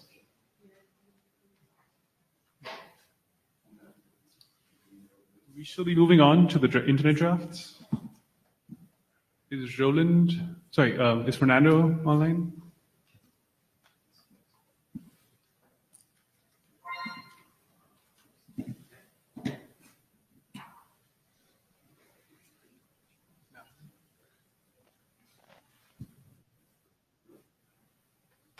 Hi there, can you hear me? It's really low. Okay, I will try to speak closer to the mic. Is that better now? Yes. Okay. So I'm Fernando Gont, and I will be presenting a set of 3 documents to our target at Pearg. These documents are about the security and privacy implications of numeric identifiers employed in network protocols. These are a set of documents that we have been working on for a few years now with Ivan Arsev. Next slide, please. So as an introduction, essentially, for the last 30 years or so, we have got the topic of numeric identifiers wrong in many protocol specifications and implementations. As Fernando, you're examples, breaking up. you may recall. Yeah, let me. Maybe this is better. For example, you may remember issues that we have faced with TCP initial sequence numbers, predictable transport protocol numbers, predictable IPv4 and IPv6 fragment identifiers, predictable IPv6 interface identifiers. Fernando, your audio is really scrambled. We can't make out anything. Okay. Yeah, I think he disabled video. I did. Yeah. I don't know if I can disable. Let's see if I can disable. Yeah. Let's see if it's better now. Could you try again? So essentially, lessons that we learned with, with identifiers of some protocols, essentially were not applied to other protocols. So it's essentially the same problem that repeated over and over again in different implementations and in different protocol specifications. Next slide. So essentially, we work on a set of 3 documents. These 3 documents used to be a single large document, and based on the advice on a number of groups, we split this document into 3. The first document is, numeric IDs history, in which what we try to do is cover the timeline of some sample numeric identifiers. This document targets Pearg. Second is about proposing algorithms to, to generate these numeric identifiers, without or avoiding the security and privacy implications.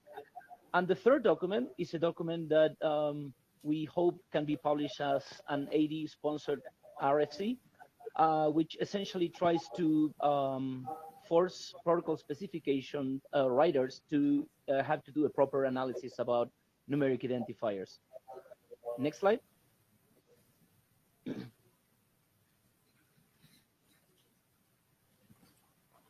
So the first document, numeric IDs history, essentially what we do, we cover some sample numeric identifiers, IPv6 interface identifiers, IPv4 and IPv6 fragment identifiers, and so on. And what we try to do with this work is essentially to illustrate, how essentially we face the same problem over and over again, sometimes for the same identifier in different protocols, like fragment identifiers in IPv4 and IPv6, or sometimes it's the same problem at the end of the day, but for different protocols. This document, again, is targets Pearg. Next slide, please. The second document, it's a little bit more complex. Essentially, what we try to do is to categorize numeric identifiers based on their interoperability requirements and their failure mode. Interoperability requirements are requirements that must be complied to based on the protocol. There are different sort of requirements like uniqueness, an identifier that must be monotonically increasing, and so on. And the failure mode is essentially, what happens if you don't comply with those requirements? So based on those categories, what we did is, try to go through most of the numeric identifiers that we are aware about and try to see if we can make each of them follow into one of the categories that we define. And for each of those categories, what we do is propose some sample algorithms that can comply with the interoperability requirements while avoiding the negative security and privacy implications of some known algorithms to be flowed. As the previous document, this document targets Pearg, so this group. Next slide.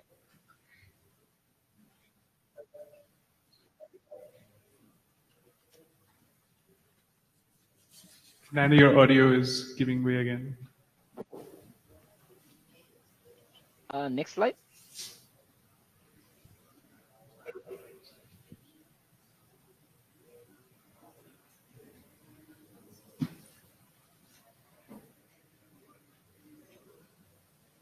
I think given the lack of time, we're just going to move on to the next. I'll just go over the slides, Fernando. And I think this draft, the third draft, which is, I think is under consideration for AD sponsorship by Ben Kadek.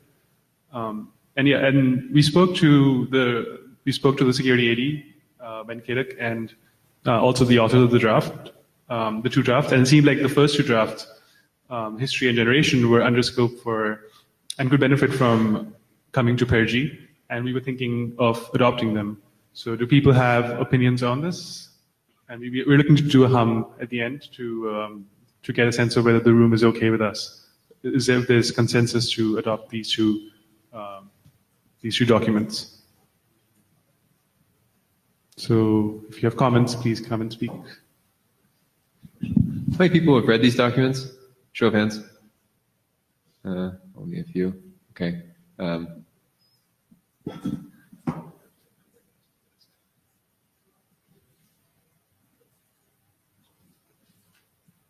Does anyone have opposition to the research group adopting these documents? What's the research content? So say that again? What's the research content? I believe history and generation are the two drafts we were talking about. I'm sorry? So one of them is just the survey, basically, of all the past Sure. problems. I've read them. I'm saying I don't know what the research, Yeah. the actual research of the generation. Hopefully, Fernando can answer us. So I'll let him into the queue.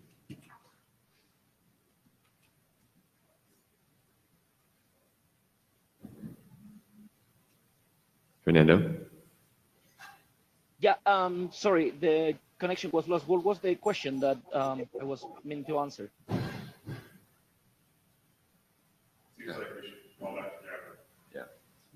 Fernando, can you answer on Japper?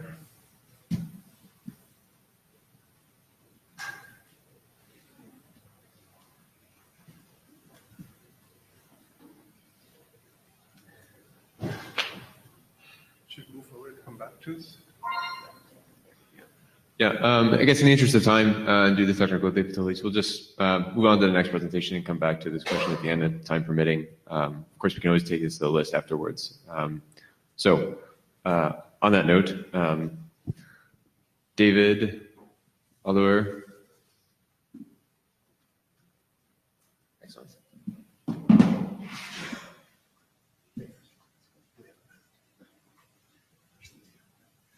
Hi, I'm David Offer with the Guardian Project, and I'm going to talk about an internet draft we've submitted recently on enabling network traffic obfuscation via pluggable transports. So first of all, what are pluggable transports?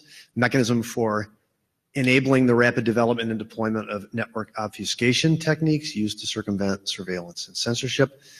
The details about this work, which has been going on for some now, are available at this URL. The generalized architecture here is that there is a server that's exposing a public proxy that accepts connections from pluggable transport clients. The client transforms traffic before it hits the public internet. The PT server reverses the transformation and then passes the traffic on to the server app. There's also an optional lightweight protocol to facilitate communicating connection metadata. So when you're migrating between one connection type and another, for example. So since we don't want to limit the behaviors of what pluggable transports can do, this idea focuses on the interface between the technologies and the applications themselves, not on what goes on inside of an obfuscation technique.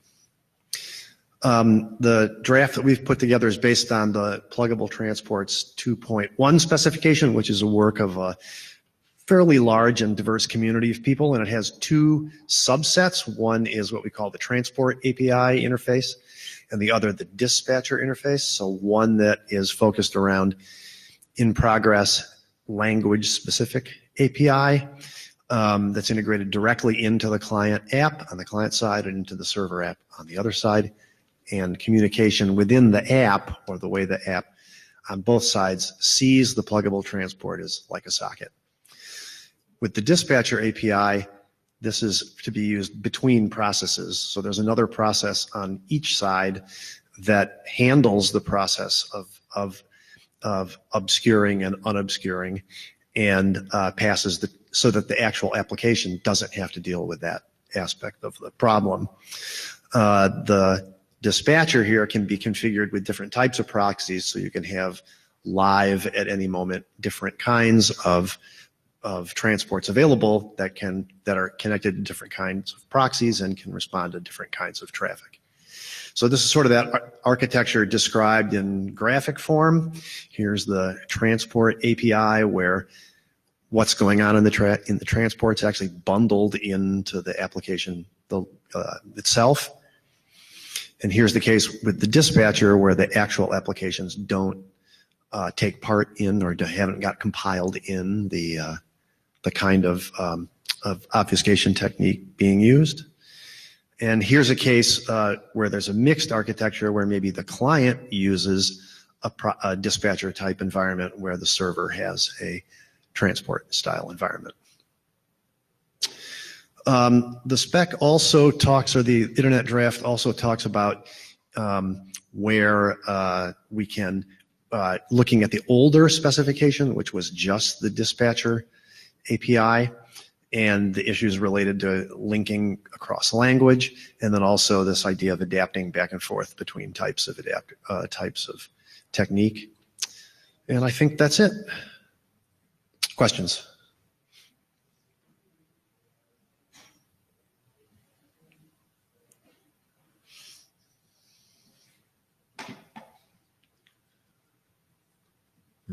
Ben Schwartz, what would you like to see happen with this document? Well, yeah, I guess I can give maybe my own personal response to this, because I'm not sure overall myself. But there's been a lot of work go on in this area, and it is, in my mind, sort of occurs in user space of necessity, because we want these techniques to be adapted in a very rapid way. So it's unclear to me what, or it needs to be debated what sort of final position this has in some standardization work. Should some of this stuff take place lower in the network stack or not? And if so, why? And if not, why? Etc. But we do hope this work took place for a limited period of time, only within sort of one small set of the community, and now we have a larger community that finds this interesting. So there seems to need to be some bridge between some long-term standard and some just lack of unity on the topic. Thanks. How many people have read this document? So only 2. Thanks for your question, then, Ben. I'm one of the authors. Well, of course. Yeah, I think this certainly needs, I guess, more review and reading from people here. If you find it interesting, please send comments to the list, and then we can kind of decide what to do at that point. It's certainly very interesting work, but it might be a bit too early at this time. So let's get more feedback on it first. Thank you, David. Joe.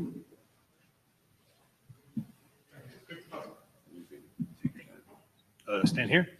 Oh. Hey, so I think I have 3 slides. The first time I presented this was in November of 2014 in Hawaii. You may or may not remember it. It's been edited a lot. It's been refactored to reflect a network structure. It's accredited authors. We had Nick Feimster and some students at Princeton help with it. It adds more modern things like blocking of ESNI in South Korea and stuff like that. The reason it hasn't gone very far is because I'm the one working on it, and I diverted my efforts, which is, I don't have a lot of time for IETF work, to the IS 2.0 restructuring work, which is recently done. Yay.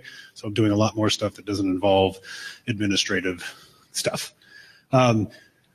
Just a real quick overview, 10 seconds. It orders the discussion about censorship around 3 things. Prescription, that is, what do you want to block? Identification, how do you technically identify those things that you'd like to block? And then interference, the actual performance of the blocking. there's a ton of small and medium issues that a bunch of people have identified in the reviews that are in our issue tracker. We're going to be going over those in the next couple of months and incorporating all that good feedback.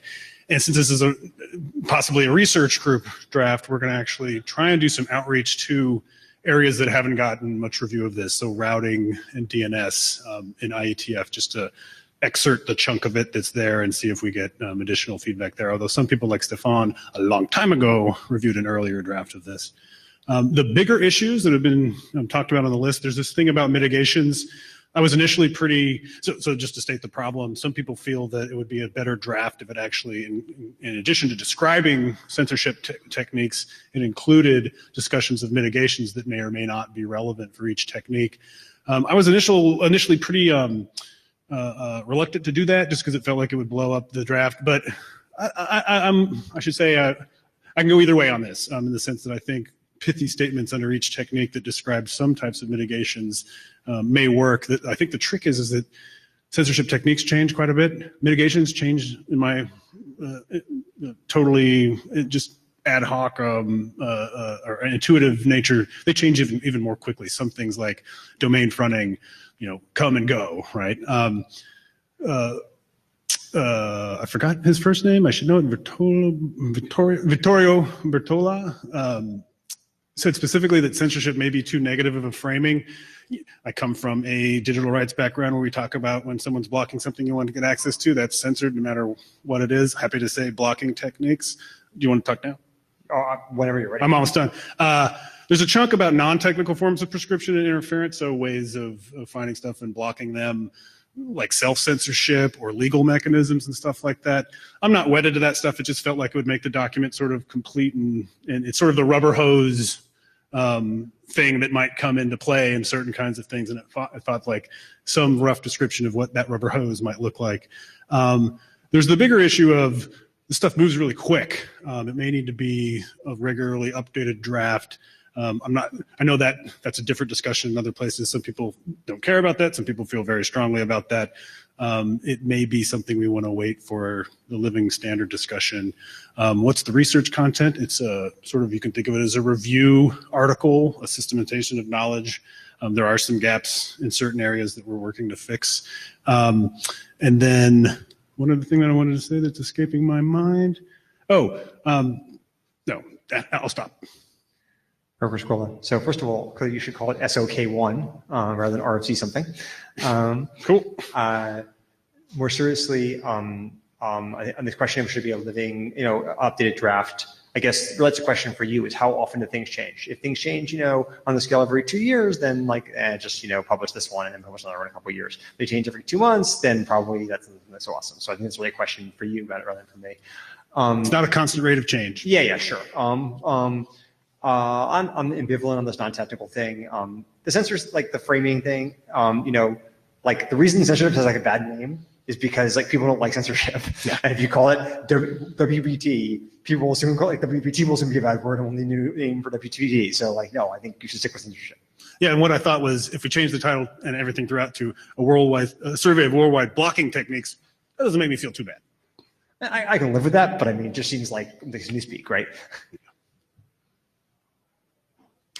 Mallory Noodle, Article 19. Since we're solving all the bigger issues on this slide right now, I think for the first one, maybe this is a question for you, Siobhan, it seems like in the charter you are open to talking about threats, not just mitigations. And I do think that censorship and privacy are two sides of the same coin. So I don't know, maybe we can talk about that more because I feel like it would fit within the charter. I was just rereading it before I came up to the mic. Yeah, agreed. That was more of a suggestion than a statement, I think. Sorry. That's all right. Email sucks, right? Wendy Seltzer, thanks for this work. I think the non-technical forms is a valuable addition because we're always thinking about where is something going to get routed if the technical means aren't available. And thinking about that sort of broad piece of the threat model is helpful to thinking how effective are anti-censorship mechanisms. Thank you. Stefan. Stefan Bartsmeyer. Regarding the first point, the fact that the draft is still not published as a RFC show that it's complicated to keep this sort of thing up to date. I vote against including mitigations, because the big problem with mitigation is not only that they evolve very fast, but also that can have consequences. Bad advice can be really harmful for people. They can, for instance, show that you try to walk around the censorship, things like that. So it's much more touchy. So I suggest to stay with threats only. And of course, to call censorship, because otherwise, people who censor don't want to be called censors, but that's what they are. So just use plain words. I hadn't thought about that. If we put a mitigation here that someone uses, then they end up in jail, man, I'm going to feel like really bad. But anyway. Thanks, Chris. Is that a question? Oh, sorry. Yeah. If you're still looking for inputs on this. Oh, absolutely. For the first one, I'm not sure how much beyond RFC 6973 will be able to contribute, even if we go down the path of including mitigations. So that's, personally, I'm fine with the contents as they are. On the second one, I don't think there's a need to change it. Okay. Yeah, but maybe the title should reflect the scope, which is that this is not all online censorship. It's just internet traffic and website censorship. So maybe that just fixes it. That's a good point. Are people... Sorry. I'm the JavaScript, so I'll write it, but Gushabadrova, I forgot that. Thanks. Are people opposed to adopting the draft as is? Does anyone have any comments on that? Okay. And have people read it? See a few hands. We're going to do a hum on adoption of the draft as is. So if you're in favor of adopting the draft, please hum now.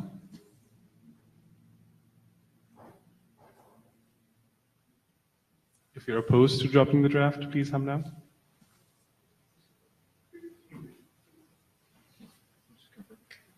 All right, yeah, so it sounds like positive support for it. So we'll confirm on the list and go from there. Thank you, guys. Excellent, thank you, Joe.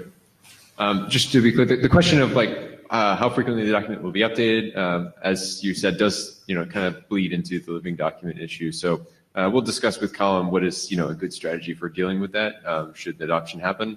But for now, the normal thing will happen, I guess. Right. So this brings us, I guess, basically to the end. We had to cut Fernando off earlier because of technical issues. Were you going to say something from him? Okay. Yeah, please. This was a response to Echo's question earlier, which was on what were the research questions in the draft?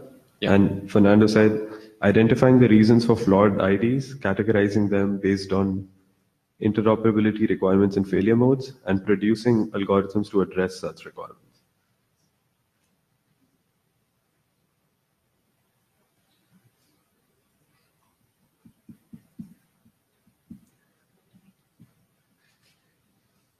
Yeah, I guess we can take that question also, that question of adoption for that also to the list then.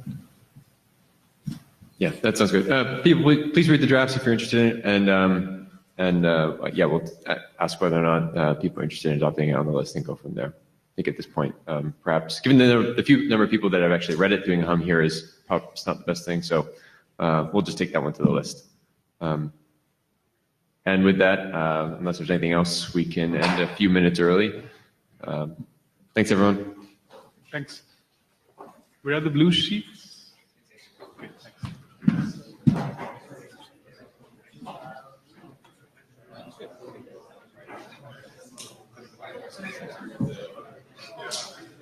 I guess that was the problem.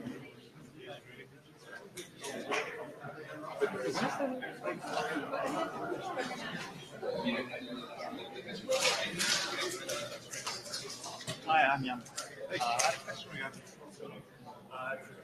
the work of the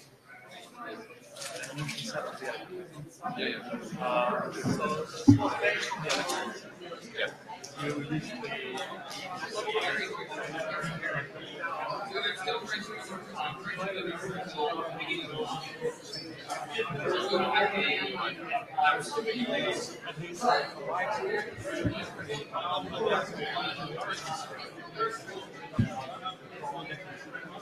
Yeah, we're trying to do what basically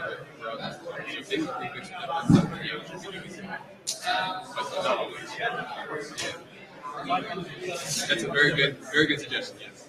Also, another nice source for the next